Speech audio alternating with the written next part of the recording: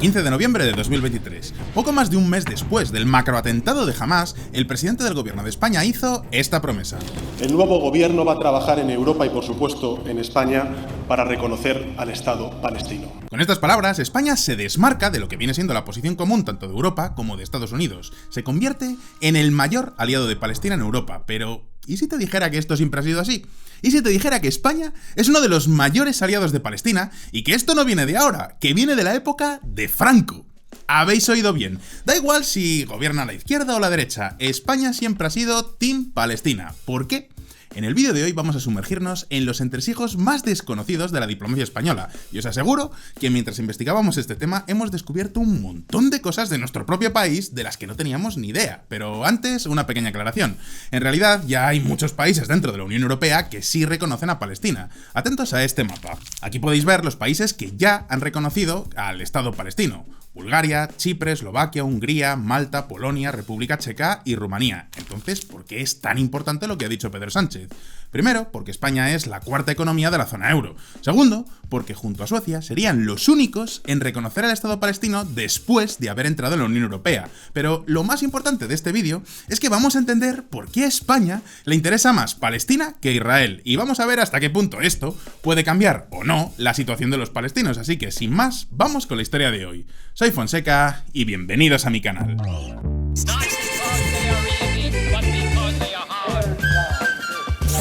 Todos estamos de acuerdo, el conflicto árabe-israelí es el conflicto por antonomasia. 75 años de luchas y todavía sin solución, sin nada que pueda parecerse un plan que logre que ambas partes se acepten mutuamente, se logre una paz duradera y yo tenga que dedicarme a hacer vídeos de gatitos. Muchos pensaréis que no tiene una solución simplemente porque no puede haberla. Sin embargo, mis queridos amigos, la ONU sí ve una solución, la contemplada en sus resoluciones. El origen de todo nos lo va a explicar rápidamente Javier Angulo.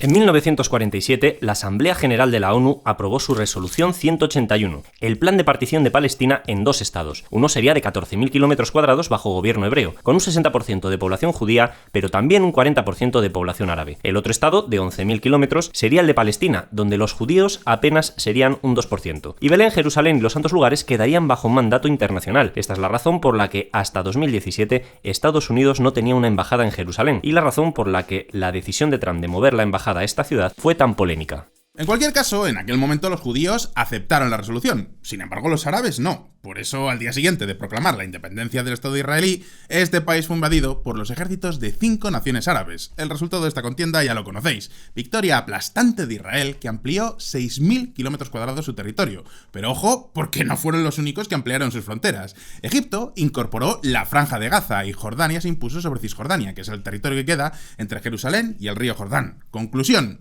oportunidad perdida para crear el Estado palestino por decisión de los árabes, antes y después de la guerra con Israel. Ahora vamos a avanzar rápidamente a 1967, resolución 242 del Consejo de Seguridad de la ONU.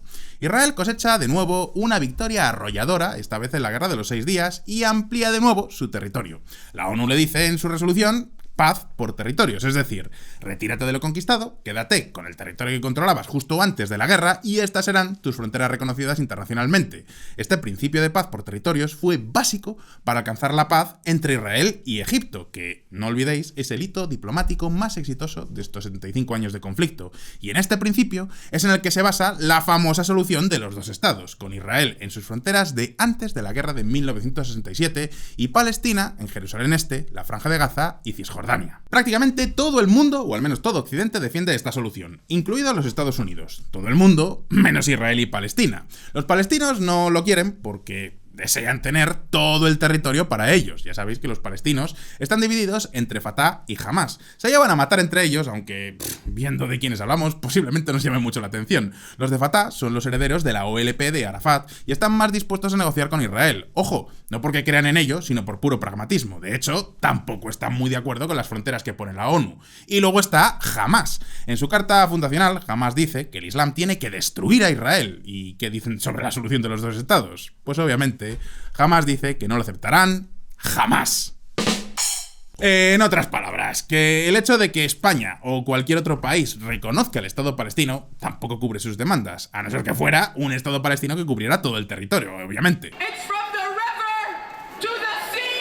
Y la pregunta ahora es, ¿por qué Israel no quiere la solución de los dos estados? En los años 40 les parecía bien. ¿Qué ha cambiado desde entonces? En primer lugar, porque como ya os he contado en otros vídeos de este canal, la política israelí está dominada por un nacionalismo extremo que impide avanzar hacia la solución de los dos estados, y mucho menos ahora, con el orgullo nacional herido después de los ataques sufridos el 7 de octubre. Además, esta solución implicaría dejar Jerusalén Este, Cisjordania y la Franja de Gaza libres de asentamientos judíos, algo que al menos por ahora no están dispuestos a aceptar. Los israelíes no se fían de los palestinos, y no solo eso. Pensad que reconocer el Estado palestino implicaría reconocer que tengan un ejército que en algún momento podría atacar a Israel con mucha más fuerza que un simple grupo terrorista. Por último, hay un detalle importante. No solo sería tener al enemigo al lado, sino un enemigo pobre, lo que se traduce en una cosa: inmigración, y a muchos israelíes esto les suena fatal. Así que ya os digo que las palabras de Pedro Sánchez no han sentado para nada bien en Israel. Oye, tío Sam, que tienes un aliado ahí en la OTAN que no para de criticarnos todo el santo día, mira a ver si tienes una charrita con él y le dejas claro quiénes son los buenos. Sí, yo te entiendo, Israel, pero piensa también que Erdogan es muy importante para nosotros, que Turquía es un país de 80 millones de habitantes, muy importante dentro del mundo musulmán, es un aliado de la OTAN y, oye, pues para nosotros es importante porque... ¿Qué dices de Erdogan? Si yo te preguntaba por Pedro Sánchez. ¿Pedro Sánchez? ¿Pero quién es ese? Y alguno estará pensando, ¿pero no se supone que Estados Unidos también apoya la solución de los dos estados? Pues sí, es verdad, pero tampoco presiona en Israel. En realidad la postura de Washington es que algún día se podrá reconocer los dos estados. No hoy, porque hoy no puedo. ¡Mañana! ¿Y la Unión Europea?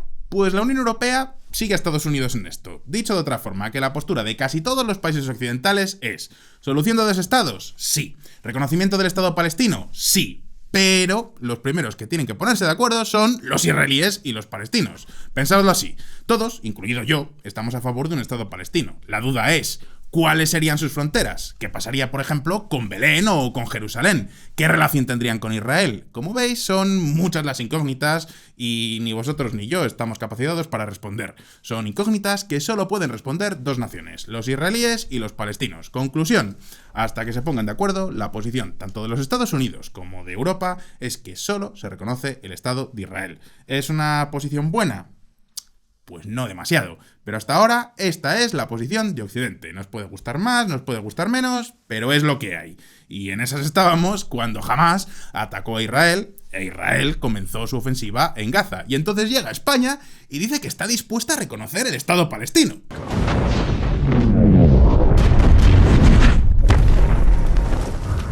Pensadlo bien, estamos hablando del cuarto país más grande de Europa, un país que además está en la OTAN y que tiene bastante influencia en toda Europa. Podrían arrastrar a otras potencias a reconocer a Palestina, y aunque ninguno de los dos implicados está al 100% a gusto con esta situación, sí que sería un paso muy importante para la diplomacia palestina, al menos para Fatah. Así que las preguntas que hoy nos hacemos son: 1. ¿De verdad España va a reconocer al Estado palestino sin esperar a Europa? 2. ¿Qué influencia tendría esto en el conflicto árabe-israelí?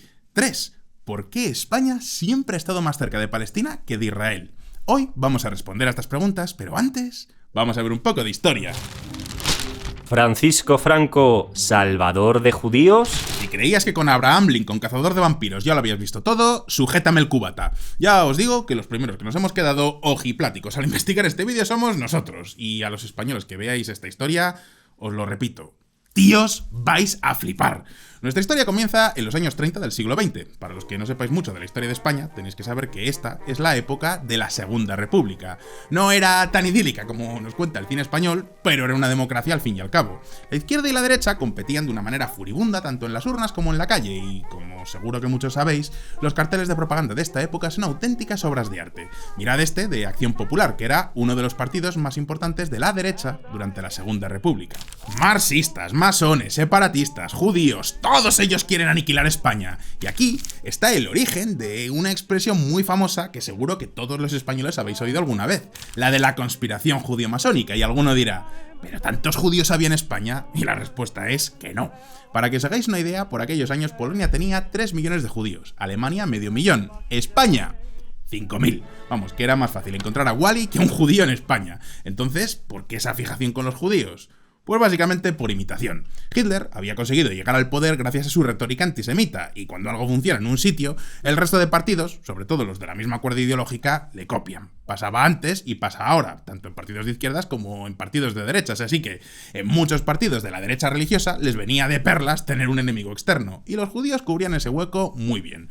No solo eso, si conocéis la historia de España, entendéis que un poquito antisemitas sí que somos. En 1492 los reyes católicos expulsaron a todos los judíos de España, algo que durante siglos se ha visto como una hazaña y un gran logro de nuestra historia. Y sí, es cierto que a partir de 1869 hemos tenido libertad de culto y muchos judíos volvieron. Ahora bien, solo hay que ver la forma en la que hablamos en mi querida Castilla y León, de donde soy oriundo, para ver que tenemos cierta obsesión con lo que viene siendo matar judíos. Por ejemplo, mi abuela, que era una mujer de Burgos, llamaba esto el matajudíos.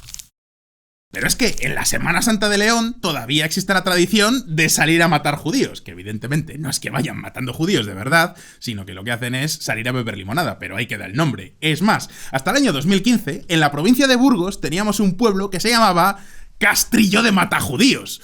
Ojo, aquí no estoy diciendo ni que haya que cambiar el lenguaje, ni que haya que imponer la corrección política, ni muchísimo menos. Ahora bien, es verdad que el lenguaje es un reflejo de nuestra cultura que arrastramos durante siglos, y eso no creáis que cambia de un día para otro simplemente porque hayamos visto todos la lista de Schindler.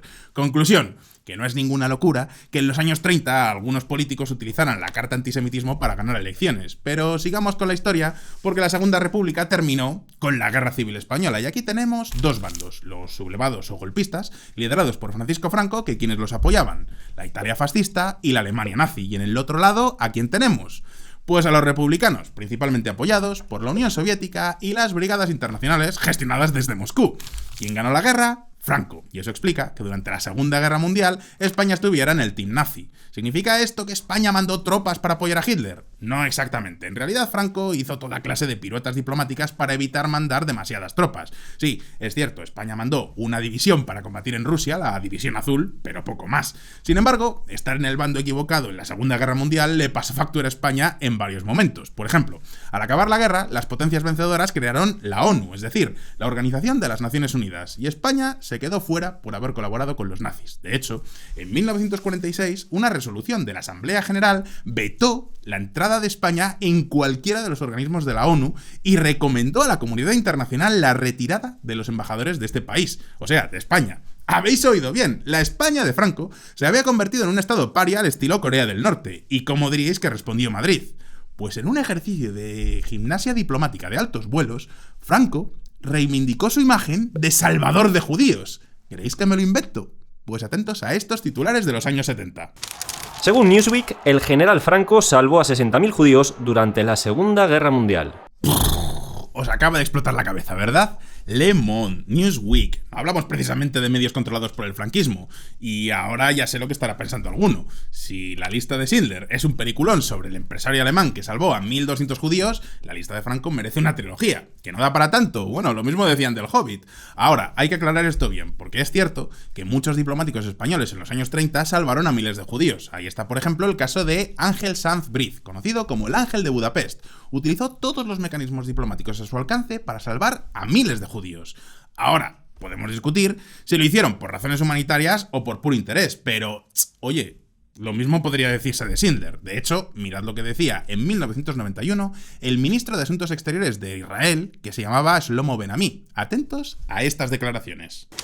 El poder judío no fue capaz de cambiar la política de Roosevelt hacia los judíos durante la Segunda Guerra Mundial. El único país de Europa que de verdad echó una mano a los judíos fue un país en el que no había ninguna influencia judía, España, que salvó más judíos que todas las democracias juntas. Y ya lo sé, los que veáis este vídeo desde España os estaréis preguntando, ¿pero cómo es que no conocíamos esta historia? Pues muy simple, porque a nadie le interesaba contarlo.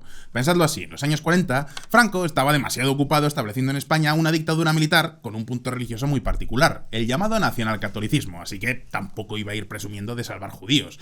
Todo esto eran movimientos diplomáticos que se hacían fuera de España. Y de hecho, aquí viene una cosa curiosa. Lo de la conspiración judío-masónica, que tanto agitaba la propaganda de la derecha en los años 30, desapareció cuando Franco ganó la guerra. Y diréis, ¿por qué? Pues se quedó simplemente en conspiración masónica comunista porque Franco veía que los aliados iban a ganar la guerra. Conclusión, con la Guerra Fría, el bloque occidental perdonó sus pecados al franquismo por aquello de ser anticomunistas. No lo hizo, sin embargo, el bloque sionista, es decir, Israel. Y atentos, porque esta es otra de esas cosas que me ha dejado boquiabierto durante la investigación. En 1948 se creó el Estado de Israel. Esto ya lo sabemos todos. Pero nada más nacer, pidió ser reconocido por todos los países del mundo. Cosa lógica. Por todos, salvo por dos. Alemania y España. Pero esperad un momento, porque el mayor enfrentamiento entre Israel y la España franquista llegó en 1950. La Asamblea General de la ONU aprobó el levantamiento del boicot diplomático contra España con el voto en contra de todo el bloque comunista y de Israel. Es más, el representante israelí, Abba Eban, denunció contundentemente la asociación del régimen de Franco con el eje nazifascista. Y aquí encontramos la causa fundamental de por qué España siempre ha tenido una posición mucho más pro-palestina en el conflicto árabe-israelí. Aquella crítica quedó para siempre en la memoria de Franco. Pero esperad un momento, porque ¿recordáis que os he dicho que España tenía vetada la entrada en la ONU? Pues bien, desde Madrid necesitaban el apoyo de un montón de países para que les levantaran el veto. Por ejemplo, los países árabes. Además, así mataban dos pájaros de un tiro. Ganaban apoyo en la ONU y buenos proveedores de zumo de dinosaurio. Y diréis, ¿funcionó esta estrategia? Pues sí, porque España consiguió entrar en la ONU en 1955. Pero esperad un momento, porque todavía había un motivo más por el que a España le convenía estar en el team árabe. Y ese motivo es... a ver si lo adivináis... la religión. Ya os he dicho que el régimen de Franco se cimentaba en la religión católica. De hecho, podríamos llamar a su ideología el nacionalcatolicismo.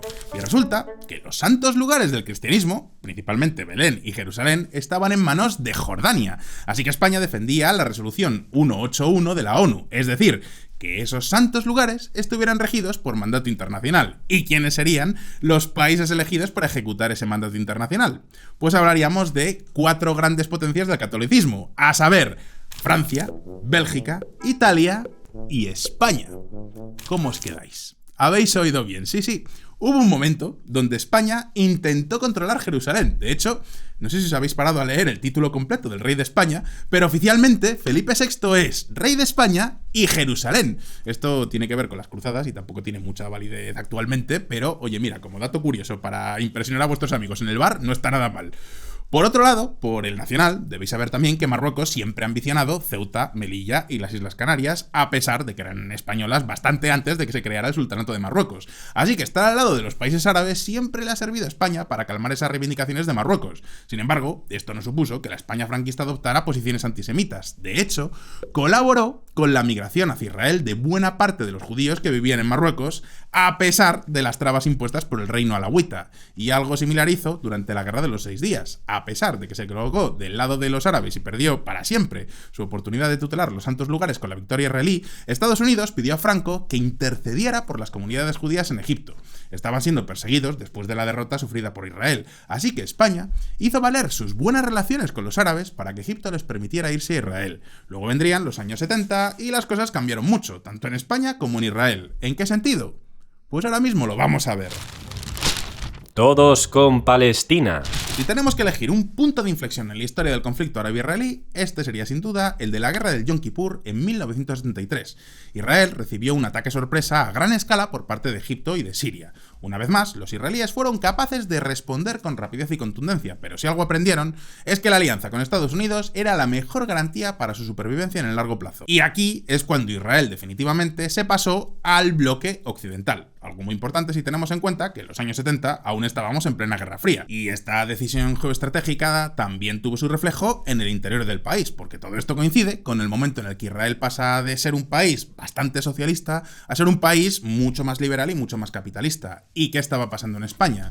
Pues España estaba en una transición aún más profunda, porque Franco murió en 1975 y 3 años más tarde España aprobaba su constitución democrática. Sin embargo, algunas cosas no cambiaron. Por ejemplo, la la postura con Israel. Pensadlo así, en aquel momento la postura más beneficiosa para España seguía siendo estar en el lado de los árabes, tanto por economía como por evitar problemas con Marruecos, así que en 1977 la Autoridad Nacional Palestina abrió una oficina de representación en España y poco después el por entonces presidente del gobierno, Adolfo Suárez, recibía con los brazos abiertos a Yasser Arafat. Y por cierto, Adolfo Suárez era un político de centro, o incluso bajo algún estándar de centro-derecha, es decir, que estaba muy lejos de ser de izquierdas. Y diréis, ¿quién fue el primer presidente que reconoció al Estado de Israel? 1, 2, 3... Exacto, Felipe González. En realidad este giro ya venía de antes. Ya en la presidencia del centrista Calvo Sotelo, España estaba dando sus primeros pasos para primero entrar en la OTAN y luego entrar en la Unión Europea. Pero no fue hasta finales de los años 80, ya con un gobierno socialista, cuando España recibe a Israel con los brazos abiertos. ¿Cómo os quedáis? De hecho, como España también tenía buenas relaciones con Palestina, era el candidato idóneo para hacer de mediador. Y eso explica que la primera conferencia de paz donde israelíes y palestinos se sientan en la misma mesa fuera en Madrid, más concretamente en 1991. Y así valoró Felipe González el resultado de la conferencia. Yo creo que no ha ganado nadie, ha ganado la paz. Y si hay alguien que se ha fortalecido desde el punto de vista, ¿qué diría yo? Desde el punto de vista del mensaje de la paz, en primer lugar me parece que es Baker y el copatrocinador soviético. Pero yo creo que gana Oriente Medio y el mundo. Ojo, los que me conocéis sabéis que suelo ser bastante crítico con mi propio país, pero hay que decirlo, en este caso los españoles tenemos razones para sentirnos orgullosos. Pensad en el salto de gigante que había dado nuestro país. Habíamos pasado de el aislamiento del franquismo a ser protagonistas de la política internacional, y todo esto en unas pocas décadas. Mirad esta foto. Felipe González entre George Bush padre y Mikhail Gorbachev para dar una solución definitiva al conflicto árabe-israelí. Pedro Sánchez vendería las meninas por tener una foto así con Biden y Putin. Y sí, digo las meninas porque Pedro Sánchez es experto en vender lo que no es suyo. Pero volviendo a la España de los 90, el país obviamente se había modernizado y ya tenía plenas relaciones tanto con Israel como con los árabes. Pero lo que no cambió tanto es la sociedad, porque sí, la sociedad española tiene muy poco de pro-israelí. Pensad que en España hay alrededor de 2 millones de musulmanes y la comunidad judía no llega ni a 50.000 personas. A los argentinos que veis este vídeo os va a sorprender, pero aquí donde me veis, yo nunca había conocido a un judío hasta que me mudé a vivir a República Checa. En otras palabras, que la sociedad española nunca ha terminado de empatizar con los judíos. Más que nada, porque no hemos convivido con ellos. En España es difícil encontrar a alguien que tenga un amigo judío, y sin embargo todos tenemos algún amigo que suele llevar un pañuelo palestino. Llevarlo además se ha convertido en un símbolo ideológico de izquierdas. Y los que veáis este vídeo desde fuera de España os estaréis preguntando, ¿pero y esto por qué? Si la dictadura de derechas, es decir, el franquismo, siempre estuvo del lado de los árabes y no se reconoció a Israel hasta que hubo un gobierno de izquierdas, ¿cómo se come que la izquierda sea la que ahora defiende a los palestinos? La respuesta a esta pregunta está en una palabra: Washington. Una vez caída la Unión Soviética, todo lo que tuviera que ver con Estados Unidos generaba un enorme rechazo en la izquierda española. Un rechazo elevado al máximo cuando el presidente conservador, por aquel entonces, José María Aznar, apoyó a George Bush, hijo, en la invasión de Irak. Conclusión: para la izquierda española, Aznar y Bush son los supervillanos del mundo, e Israel es un títere de los Estados Unidos. Ahora bien, tampoco os penséis que entonces ser pro-palestino en España es patrimonio de la izquierda. La derecha también está de acuerdo, ¿no me creéis? Pues atentos. El Congreso español insta al gobierno a reconocer el Estado palestino. Hace 10 años, el centro derecha español, es decir, el Partido Popular, también votó a favor de esto en el Congreso. La patata caliente de reconocer a Palestina quedaba entonces en mano del gobierno del conservador Mariano Rajoy. Es decir, que también estaba en manos del PP, con una mayoría absolutísima. Vamos, con todo el poder para hacer absolutamente lo que le diera la gana. Pedro Sánchez vendería el Guernica solo por disfrutar de esta sensación durante una legislatura. Así que diréis, si el PP votó a favor y el PP presidía el gobierno, entonces España reconocería el Estado palestino, ¿verdad? Pues no. A los que veáis este vídeo desde España no os va a sorprender si os digo que Mariano Rajoy hizo lo que siempre ha hecho Mariano Rajoy, es decir, nada. Hasta ahora, esto de instar al gobierno a reconocer a Palestina como un Estado soberano han sido votaciones de estas que se hacen para quedar bien de cara a la galería, pero con cero consecuencias. Y eso, que incluso el más pro-israelí en España, que podría ser yo, está a favor de la solución de los dos estados. Sin embargo, ahora las cosas podrían cambiar. Y diréis, ¿por qué?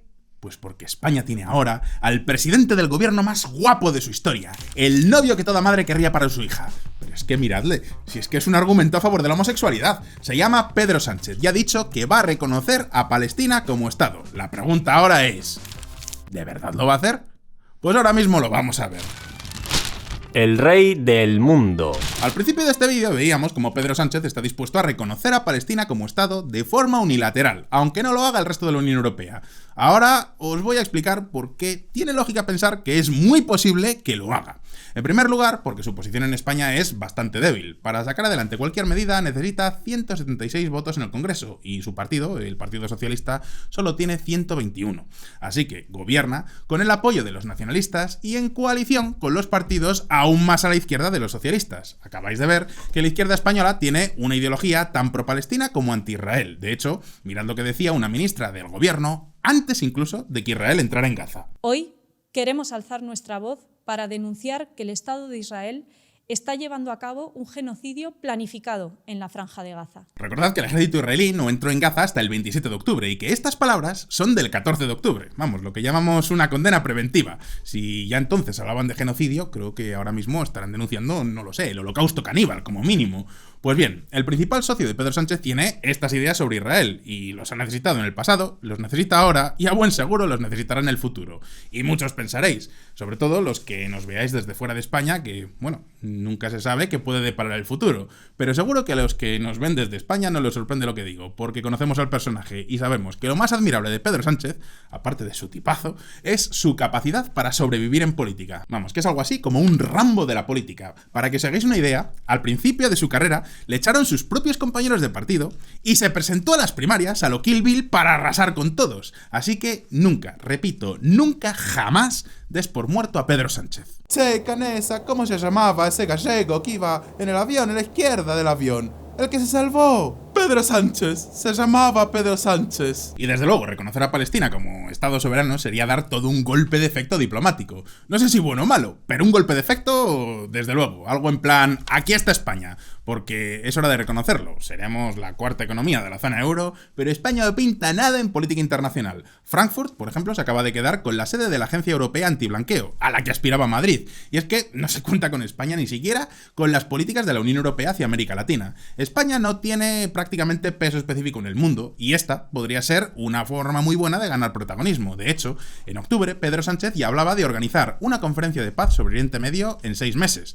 El plazo acaba a finales de abril. ¿Saldrá bien la jugada? Pues no lo sabemos. Lo que sí está claro, que Pedro Sánchez quiere su foto a lo Felipe González en 1991, pero posiblemente termine pareciéndose más al otro presidente socialista que hemos tenido recientemente en España. Y sí, me estoy refiriendo al ínclito José Luis Rodríguez Zapatero, que cuando ganó las elecciones y rompió la alianza que había forjado Aznar con los Estados Unidos por la guerra de Irak, se inventó algo dispuesto a revolucionar la política mundial. ¿Qué hizo? Pues atentos. Se juntó con Erdogan, el de Turquía, para crear la llamada Alianza de Civilizaciones. Y diréis, ¿pero qué era esto de la Alianza de Civilizaciones? Pues atentos. Era justo la época post-11S y post-11M, es decir, los peores atentados yihadistas en todo Occidente. Y entonces salió Zapatero, junto al por entonces ministro de Asuntos Exteriores, Moratinos, con esta idea de que hay que dialogar entre civilizaciones y que un mundo sin guerras, con arcoíris y piruletas es posible. Vamos, que con las propuestas de Pedro Sánchez no es ni muchísimo menos la primera vez que España intenta salir con una idea peregrina para poder presumir de que tenemos algo que decir en política internacional. ¿Queréis saber en lo que ha quedado ahora la Alianza de Civilizaciones? Pues miradlo por vosotros mismos. Miguel Ángel Moratinos, nuevo alto representante de la Alianza de Civilizaciones. Esto es tener visión, o sea, crear una organización internacional cuando eres ministro para poder dirigirla cuando ya nadie se acuerde de ti. Menuda figura el Moratinos. Y alguno dirá, jo, pues todos los contribuyentes españoles tenéis que pagar por esto. No, porque Zapatero le colocó lo de la Alianza de Civilizaciones a la ONU de tal forma que las Naciones Unidas lo paga todo. Es decir, ¿os acordáis de lo del muro de Donald Trump que decía, voy a construir un muro y los mexicanos lo van a pagar? Bueno, pues nosotros nos hemos inventado una cosa que no sabemos ni lo que es en la ONU y todos lo estáis pagando. ¿Cómo os quedáis? Y el sueldecito de Moratinos es de $190.000 al año. Vamos, menudo retiro dorado. Y todo apunta a que su sucesor también será otro socialista a punto de jubilarse, así que ya sabes, Borrell, calienta que sales. Pero ahora es el momento de la verdad para Pedro Sánchez, porque reconocer a Palestina como Estado puede ser su hit para pasar a la historia. Además, encaja perfectamente con el personaje, esa idea de mirarse al espejo y poder decir, mira qué grande soy, di un paso para solucionar el conflicto árabe-israelí. Por lo tanto, muchos estaréis pensando que doy por seguro que España va a dar el paso de reconocer a Palestina. Pues no exactamente, porque con Pedro Sánchez todo es posible y hay una cosa muy importante para entenderle, que es su ideología. Pedro Sánchez representa a la llamada corriente marxista del Partido Socialista. Pero marxismo no el de Karl Marx, sino el de Groucho Marx. Ya sabéis esa frase que se le atribuye a Groucho Marx. Estos son mis principios, si no te gustan tengo otros. Pues bien, Pedro Sánchez ha cambiado de principio más que yo cambio de canal de YouTube. He tenido cambios de posición política en algunos asuntos de Estado. Primero dijo que jamás pactaría con la extrema izquierda para llegar al gobierno. Luego dijo que nunca aprobaría una amnistía a los políticos independentistas catalanes. Y todo esto son cosas que a los que no vivís en España os importan entre cero y nada. Pero yo os digo que en España son temas cruciales. Y en ambos Pedro Sánchez ha movido sus líneas rojas a conveniencia. Ya os digo que es un superviviente político de manual. Así que yo creo que todo dependerá de su propio interés personal. Y os explico ahora por qué creo que no reconocerá Palestina. Hay muchos rumores que dicen que Pedro Sánchez aspira a un puesto de relieve internacional porque cada vez lo tiene más complicado dentro de España. Sus negociaciones con los independentistas catalanes son una tortura y el PSOE lo está pagando en las urnas. El problema es que el puesto que más ambiciona Pedro Sánchez acaba de ser adjudicado. Alemania y Francia se unen a Estados Unidos y el Reino Unido para respaldar a Mark Rutte para el puesto más alto de la OTAN. Pero, como os decía, ni se os ocurra dar por muerto a Pedro Sánchez. Esa es la norma número 2 en política. Pedro Sánchez siempre sobrevive. Se ha quedado sin silla en la OTAN, pero será por instituciones. Este año hay elecciones europeas, lo que implica que luego habrá negociaciones para repartir los altos cargos europeos. Los socialistas lo tienen crudo para ganar, así que todo indica que Ursula von der Leyen repetirá al frente de la Comisión Europea. No he venido aquí a daros buenas noticias. También significa que los socialistas optarán a nombrar el presidente del Consejo Europeo.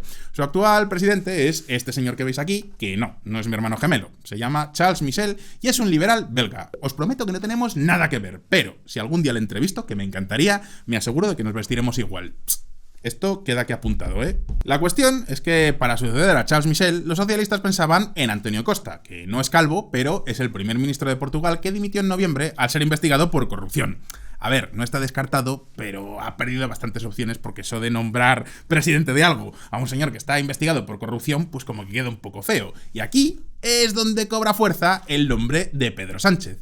Ya es el primer español que preside la Internacional Socialista, cargos por los que han pasado ya líderes como el alemán Willy Brandt o el portugués Antonio Guterres, actual secretario general de la ONU. Así que este puede ser su trampolín a un cargo internacional de primer nivel. Y claro, si Pedro Sánchez quiere obtener un alto cargo, lo que no puede permitirse ahora es actuar completamente al margen de la Unión Europea. Es decir, romper la posición común y reconocer a Palestina de forma unilateral. ¿Cuál es el problema? Pues que la prensa internacional da nombres muy, pero que muy potentes como favoritos para suceder a Charles Michel. Mario Draghi se perfila como potencial presidente del Consejo Europeo. Por lo tanto, mientras Pedro Sánchez se vea con opciones de obtener un alto cargo en alguna institución internacional, no reconocerá a Palestina como Estado. Ahora bien, si ve que se le cierran todas sus puertas en el exterior y que no le queda otra que aferrarse a la presidencia del gobierno de España, será entonces cuando utilice la carta Palestina con tal de agradar a sus aliados de izquierdas. Ojo, un objetivo que puede marcarse Sánchez en España es llegar al año 2030. Esto prácticamente le situaría a la par de Felipe González como el gran presidente socialista de España y además tendría el escaparate internacional del Mundial de Fútbol, el primero a celebrarse simultáneamente en varios continentes y como España como sede principal. No se me ocurre un mejor currículum para terminar dirigiendo la Alianza de Civilizaciones. Obviamente, para llegar a 2030 queda mucho camino por recorrer. Ahora bien, que nadie dude que si algún político actual puede sobrevivir en activo hasta 2030, ese es Pedro Sánchez. Lo siento, Jacques. En esta tabla solo cabemos Pedro Sánchez y yo. Es tan guapo. No me gusta hacer predicciones a muy largo plazo, pero así es como imagino el mundo en 2030, con Xi Jinping, Putin, los dobles de Putin y Pedro Sánchez. Material de sobra para este canal. Conclusión, España reconocerá a Palestina como Estado cuando Pedro Sánchez se quede sin opciones de obtener un alto cargo internacional. Mientras tanto, seguirá haciendo declaraciones a favor de Palestina, pero no hará nada más. Y si finalmente obtiene el puesto, todo lo que diga Sánchez en este asunto tendrá el mismo valor que cuando el Congreso votó a favor de que el gobierno reconociera a Palestina como Estado, es decir, ninguno. Y llegados a este punto, llegamos al OnlyFans de hoy. OnlyFans. Bienvenidos a OnlyFans, la sección donde hago fe de ratas, doy noticias del canal y contesto a los comentarios más interesantes que me dejáis. Y aquí tengo un comentario que me ha llamado poderosamente la atención. Tengo una pregunta, señor Fonseca. ¿Qué tan cerca podríamos estar de un colapso ruso como ocurrió en la Primera Guerra Mundial? Es la pregunta de @DiegoFernandoSánchezRicard4625. Pues mira, Diego, tengo pendiente hacer un vídeo al respecto muy pronto, pero en resumen, todavía estamos relativamente lejos de un colapso total de la economía rusa. Ojo, esto no significa que en Rusia les vaya súper bien y que estén viento en popa como nos quiere hacer creer alguno. Es verdad que han sido capaces de sortear las sanciones económicas mejor de lo esperado. Ahora bien, la lógica de Ucrania les ha llevado a poner toda su economía en modo guerra, es decir, que casi todos los recursos del país se están poniendo a disposición del ejército y de la defensa. ¿Ventajas de esto? Pues que no hay paro. Así, tal cual como lo oís. De hecho, en el momento en el que hago este vídeo, las empresas privadas están subiendo los sueldos para competir por los trabajadores con las Fuerzas Armadas.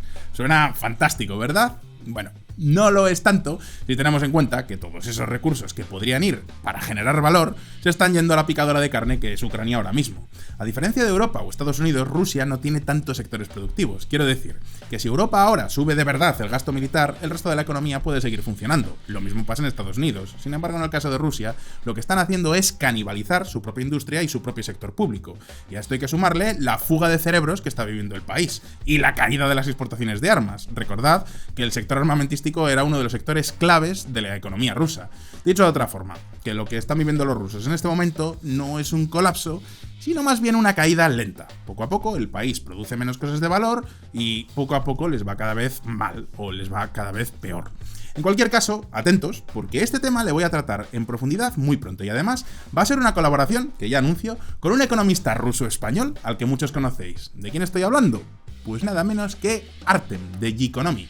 Estad atentos porque estamos investigando y vamos a contar cosas muy interesantes. Pero ahora la pregunta es para vosotros.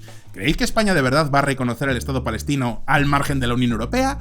¿O pensáis que no se atreverá a actuar de forma unilateral? Es más, ¿en qué puesto os gustaría ver a Pedro Sánchez? No seáis muy malos, pero si lo sois, también podéis dejarme vuestra respuesta en los comentarios. Y si os ha gustado este vídeo, os recuerdo que saco vídeos nuevos todas las semanas, así que suscribíos a este canal y dadle a la campanita para no perderos ninguna actualización. Si os ha gustado este vídeo, dadle a like y nos vemos en el próximo. Gracias por estar ahí y hasta la próxima.